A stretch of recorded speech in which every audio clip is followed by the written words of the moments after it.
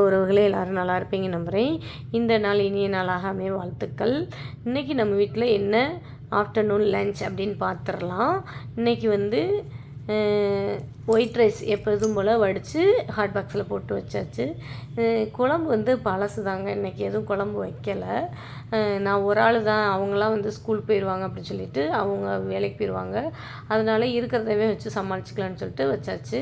கீரை வாங்கிட்டு வந்திருந்தாங்க. அது என்ன கீரைன்னு பார்த்திங்கன்னா மிளகு தக்காளி கீரை.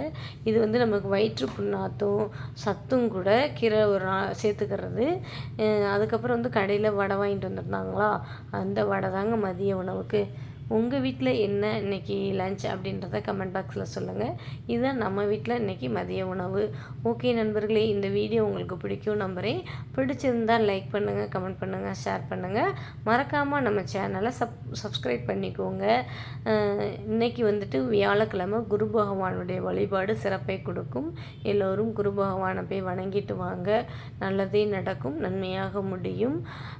ஓகே ஃப்ரெண்ட்ஸ், அடுத்தடுத்த வீடியோவில் பார்க்கலாம். தேங்க்யூ ஃபார் வாட்சிங்.